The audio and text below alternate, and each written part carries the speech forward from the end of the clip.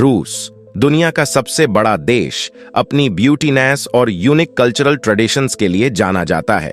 यहाँ का culture, history और रीति रिवाज आपके दिल को छू लेंगे। चाहे वह बर्फ से ढकी सर्दियां हों या रंग बिरंगे त्योहार, रूस की परंपराएं बहुत खास हैं। यहाँ के फोक डांस, संगीत और आर्ट लोगों को बेहद अट्रैक्ट करते हैं। रूसी परंपराएं जैसे गुड़िया और बायका, ये इनका लोक गीत यहाँ की पहचान है। साथ ही रूसी खाने जैसे बोरश्च, बीट सूप और पेलमेन आपको एक नया टेस्ट फील कराते हैं। रूस की परंपराएं आपको इस देश की विविधता और इसकी सांस्कृतिक गहराई से रूबरू कराती हैं। यहाँ आना सिर्फ एक यात्रा नहीं, बल्कि एक नया एक्सपीरियंस है जो आपके नजरिए को बदल सकता है। आइए फिर शुरू करते हैं आज के इस सफर को। इसी तरह की और रहस्यमयी जानकारी प्राप्त करने के लिए हमारे चैनल ट्रू हिस्ट्री को आज ही सब्सक्राइब करें और बेल आइकॉन को प्रेस करें।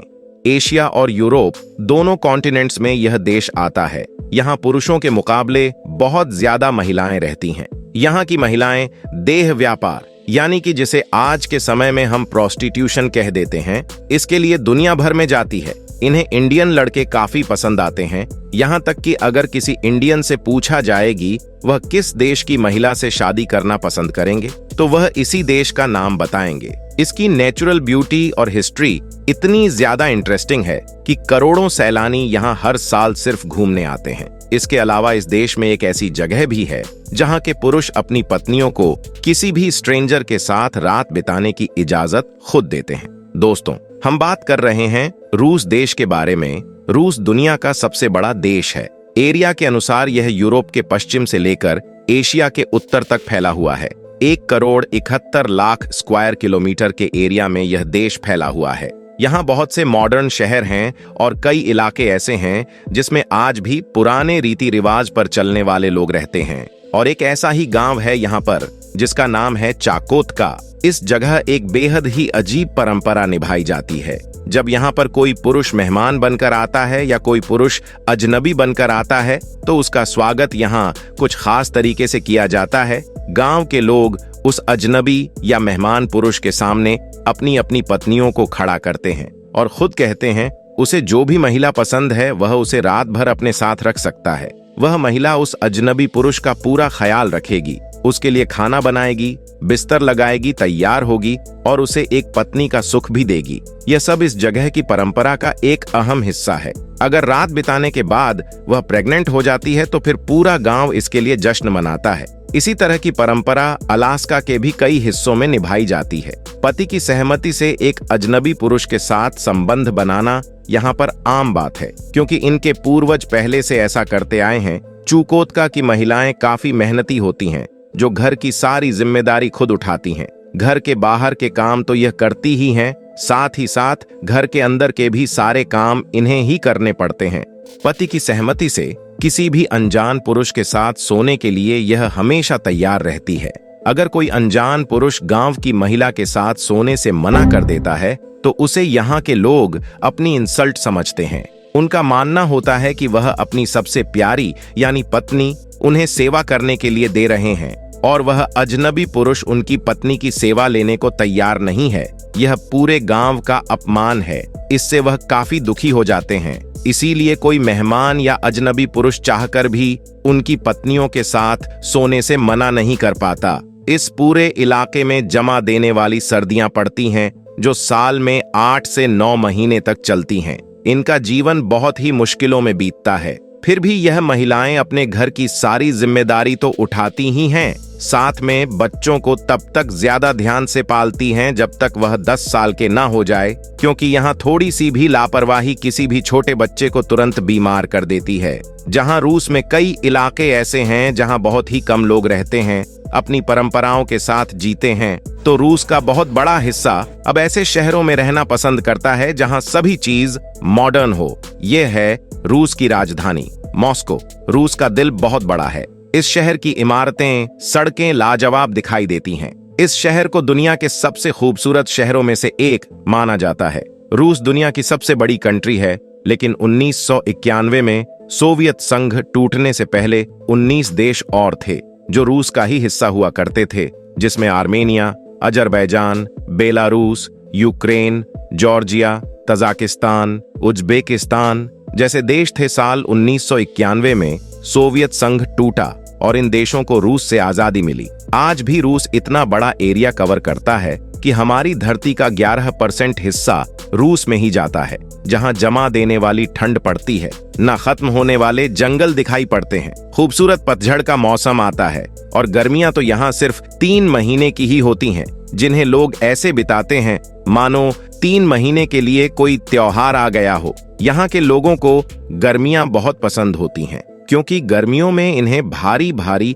और बहुत सारे कपड़े नहीं पहनने पड़ते। इसके अलावा यहाँ की महिलाओं को किसी दूसरे देश के मुकाबले इंडियन पुरुष बहुत पसंद होते हैं। इसीलिए ऐसे बहुत से लोग हैं जो रूस अगर घूमने भी गए हैं तो उन्हें वहाँ बहुत सी ऐसी महिलाएं मिल जाती हैं जो उनसे शादी करना चाहती हैं। कई इंडियन पुरुष हैं जिनकी शादियां रूसी महिलाओं के साथ भी हुई हैं। यह देश इतना बड़ा है कि अगर कोई इसके एक हिस्से में है तो वहां दिन का समय होता है, और अगर कोई इसके दूसरे हिस्से में है तो वहां रात का वक्त होता है। यहाँ पर 11 टाइम जोन है। एक ही समय में इस देश में 11 अलग अलग टाइम होते हैं, और ऐसा सिर्फ रूस में ही देखने को मिलता है और किसी भी देश में नहीं। दुनिया भर में रूसी महिलाएं बिजनेस करने जाती हैं, फिर चाहे वह थाईलैंड हो, वियतनाम हो या फिर भारत, हर जगह यह मौजूद होती हैं। इन्हें दुनिया की सबसे खूबसूरत महिलाओं में से एक माना जाता है। इनके सुनहरे बाल, दूध की तरह सफेद रंग इन्हें और ज्यादा सुंदर बना देता है। रूस के अगर एक हिस्से से यात्रा शुरू करी जाए और इसके आखिरी हिस्से तक पहुंचा जाए तो वहां तक पहुंचने में 7 दोनों का समय लगता है। रूस के लोगों को बियर पीना बहुत पसंद है। शायद इसीलिए 2011 से पहले यहाँ बियर को बियर माना ही नहीं जाता था, बल्कि बियर तो मानो यहाँ कोई सोडा ड्रिंक हो जिसे जब चाहे जहां चाहे कोई भी पी सकता है। पब्लिक प्लेस हो, सड़क हो, पार्क हो या फिर घर हो, कहीं भी बियर पीने पर कोई रोक टोक नहीं थी। लेकिन साल 2011 के बाद पब्लिक प्लेस पर इसे पीने पर रोक लगा दी गई। रूस का साइबेरिया इतना बड़ा है कि इसमें 4 इंडिया आसानी से फिक्स हो सकते हैं, लेकिन साइबेरिया में नेचुरल हार्डनेस इतनी ज्यादा है कि यहाँ पर लोग बहुत कम ही रहते हैं और इसका ज्यादातर हिस्सा सिर्फ बर्फ से ढके पहाड़ों और जंगलों का है। कैपिटल मॉस्को की नाइट लाइफ बेहद ही कमाल की होती है। रात के चाहे 2 ही क्यों ना बजे हो, लोग सड़कों पर घूमते मिलते हैं। खास मौकों पर तो मानो यह शहर रात में सोता ही नहीं है। रूसी लोगों को टैटूज बनवाना बिल्कुल भी पसंद नहीं होता। बालों को अतरंगी रंगों से कलर करना भी इन्हें जरा भी पसंद नहीं आता। ब्लैक ड्रेस उनकी पहली पसंद होती है। इसके अलावा रूस की महिलाएं ना मोटी मिलती हैं ना पतली, मानो भगवान ने वरदान दे दिया होगी। यह हमेशा खूबसूरत ही रहेंगी। यह है रूस का सेंट पीटरबर्ग शहर, रूस की शाही राजधानी। यह शहर अपने अंदर पूरे रूस का हिस्ट्री, कल्चर और कला को समेटे हुए हैं। यहाँ देखने को मिलते हैं बड़े बड़े महल, पुरानी बिल्डिंग्स, स्टेच्यू और शानदार चर्च जो बताते हैं यह देश पहले से ही कितना खूबसूरत है। यूरोप से, एशिया से, पूरी दुनिया से इस देश को देखने, घूमने और समझने के लिए हर साल 1 करोड़ लोग आते हैं। साल 2023 की एक रिपोर्ट के मुताबिक सिर्फ इंडिया से 60,000 लोग बिजनेस टूरिज्म के लिए रूस गए थे। इसी बात से अंदाजा लगाया जा सकता है कि इंडियनों को भी रूस कितना ज्यादा पसंद है। इसके अलावा लाखों लोगों का रूस घूमने का एक और कारण है इसका काफी सस्ता होना। रूस में जो करेंसी चलती है उसे रुबेल कहा जाता है, जो इंडिया के केवल 92 पैसे के बराबर है। यही वजह है लोग बहुत ही कम पैसों में रूस में एक लंबा समय बिता सकते हैं। यहाँ के लोगों को रूसी बोला जाता है और यह लोग रशियन भाषा बोलते हैं। 14 करोड़ 46 लाख की पॉपुलेशन में यहाँ पर सबसे बड़ा धर्म ईसाई है, जो कुल आबादी का 71% है,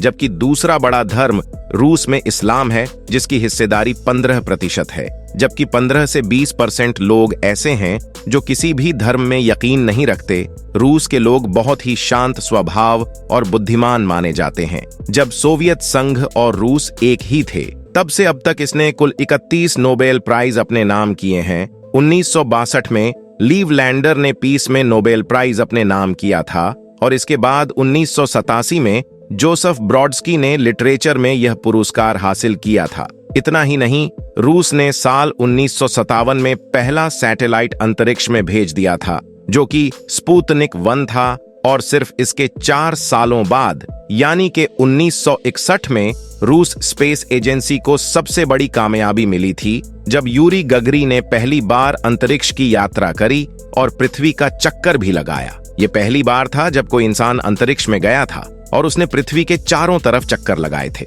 इस कामयाबी ने रूस की स्पेस एजेंसी को पूरी दुनिया में नाम और शोहरत दिलाई। दोस्तों, रूस में कई इलाके ऐसे हैं जहां असहनीय ठंड होती है। हमारी धरती पर सबसे ठंडी जगह जहां इंसान रहते हैं वह रूस में ही मौजूद है। यह है ओयमयको गांव धरती पर। सबसे ठंडी जगह जहां तापमान -50 डिग्री सेल्सियस से लेकर -28 डिग्री सेल्सियस तक नीचे गिर जाता है।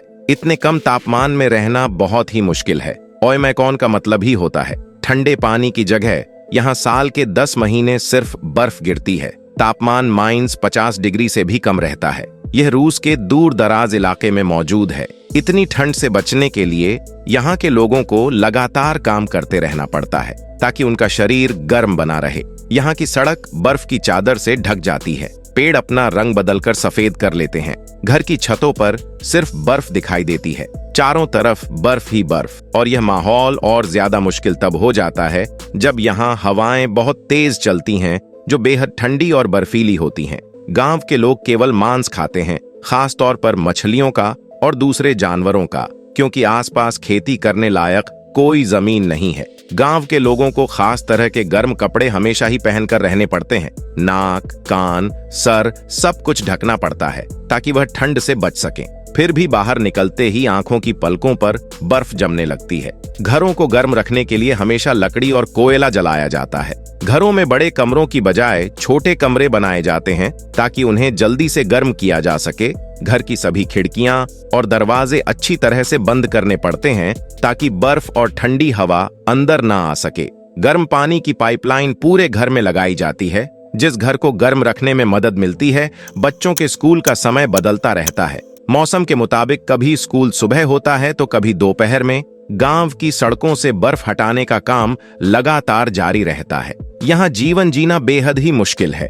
अब अगर इस गांव से बाहर निकले तो पूरा रूस ही खूबसूरत है, लेकिन राजधानी मास्को की बात ही अलग है। यह जो आप देख रहे हैं यह है गम मॉल, जो बहुत ही ज्यादा बड़ा है। अगर इसे कोई एक्सप्लोर करने की सोचे तो उसे कम से कम 3 दिन लग जाएंगे। इसके अलावा यहाँ का रेड स्क्वायर एक टूरिस्ट स्पॉट है और लोकल रशियन लोग भी यहाँ पर बड़ी संख्या में मौजूद रहते हैं। यहाँ लोग वीडियो शूट करते हैं, घूमते हैं। इस पूरे इलाके में लाइट लगी है और जब ये लाइट जलती हैं तो मानो माहौल पूरी तरह से बदल जाता है और लगता है जैसे कि यहाँ कोई पार्टी ही चल रही है। इस जगह पर रूस अपनी मिलिट्री परेड भी करता है। यह है मास्को की सबसे प्रसिद्ध इमारत। इसका नाम है सेंट बेसिल कैथेड्रल। यह एक चर्च है। इसे 460 साल पहले यानी 1555 से 1561 के बीच इवान द टेरिबल ने बनवाया था। रूस में सेंट बेसिल नाम के एक बड़े पादरी हुए थे। उन्हीं की याद में इसे बनवाया गया है। इसकी खास बात है कि इसमें कोई भी सीधी रेखा नहीं है।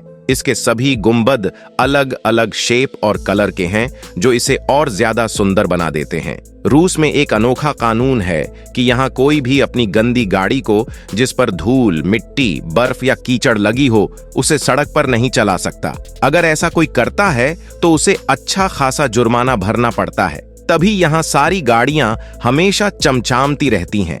अपनी गाड़ी को सड़क पर ले जाने से पहले यहाँ के लोग उसे साफ जरूर करते हैं।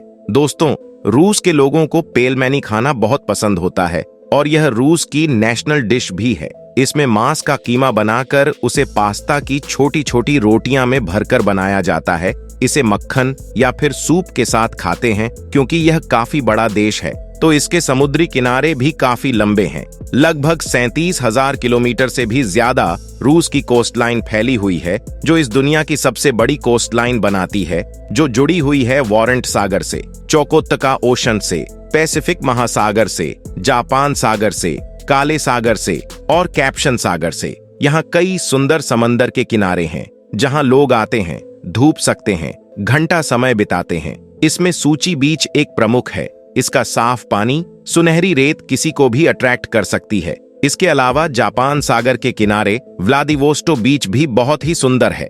यहाँ ठंडी समुद्री हवाएं चलती हैं और खास समुद्री खाना मिलता है। बाल्टिक सागर के किनारे करिनिया बीच भी बहुत ही प्रसिद्ध है। यह गर्मियों के मौसम में काफी भीड़ देखने को मिलती है। मॉस्को के रेड स्क्वायर में रूस के महान नेता और क्रांतिकारी व्लादिमीर लेनिन के मरे हुए शरीर को आज भी अच्छे से संभाल कर रखा गया है। उनकी मृत्यु 1924 में हुई थी, तब से यहाँ उनकी समाधि बनाई गई है। उनके सम्मान में इस म्यूजियम में लोग आते हैं और उनके मृत शरीर को देख सकते हैं, जो कि 100 सालों से ऐसे ही रखा हुआ है। लेनिन की समाधि रूस की संस्कृति और विरासत की पहचान मानी जाती है। रूस का यह शहर कजान है, जो कि मॉस्को से भी पुराना है, जहां यूरोप और एशिया की मिक्स संस्कृति देखने को मिलती है।